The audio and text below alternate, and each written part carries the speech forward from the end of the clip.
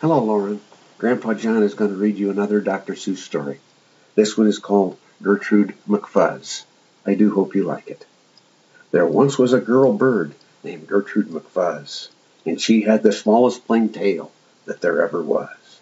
One droopy droop feather, that's all that she had. And oh, that one feather made Gertrude so sad. For there was another young bird that she knew, a fancy young birdie named Lolly. And instead of one feather behind, she had two.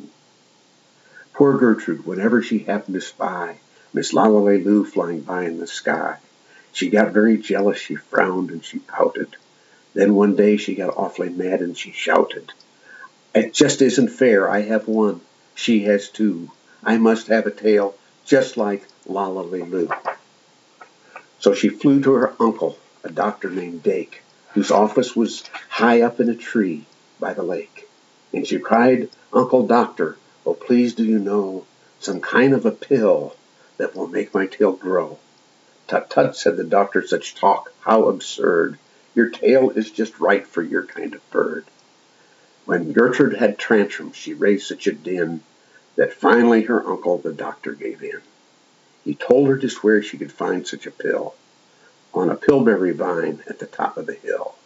"Oh, thank you," chirped GertrudeMcFuzz, and she flew right straight to the hill where the pillberry grew.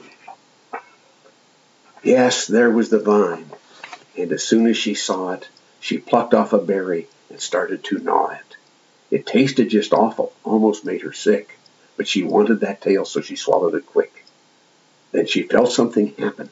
She felt a small twitch, as if she'd been tapped down behind by a switch. And Gertrude looked round, and she cheered, it was true. Two feathers, exactly like Lolly. Then she got an idea. "I know what I'll do.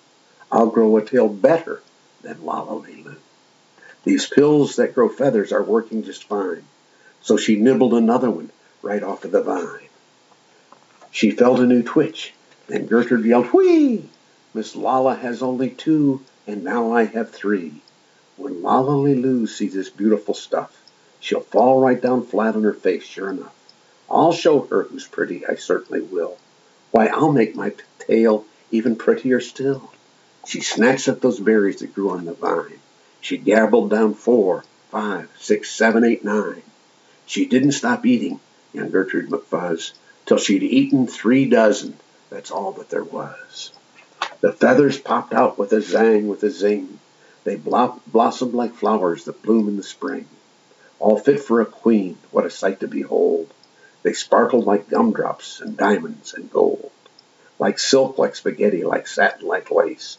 They burst out like rockets all over the place. They waved in the air, they swished in the breeze. Some were as long as branches of trees. And still they kept growing, they popped and they popped, until long about sundown they finally stopped. "And now," giggled Gertrude, "the next thing to do is to fly straight home and show Lolly. When Lolly sees these, well, her face will get red, and she'll let out a scream, and she'll fall right down dead." Then she spread out her wings to take off from the ground, but with all those feathers she weighed 90 pounds. She yanked and she pulled and she let out a squawk. But that bird couldn't fly, couldn't run, couldn't even walk. All through the night she was stuck on that hill, and GertrudeMcFuzz might still be stuck up there still, if her good Uncle Dake hadn't heard the girl yelp, and he rushed to her rescue and brought along lots of help. To lift Gertrude up almost broke all their beaks, and to fly her back home it took almost 2 weeks. And then it took another week more to pull out those feathers. My, Gertrude was sore. And finally, when all the pulling was done, Gertrude behind her again had just one. That one little feather she had as a starter, but now that's enough. Now she was smarter. The end.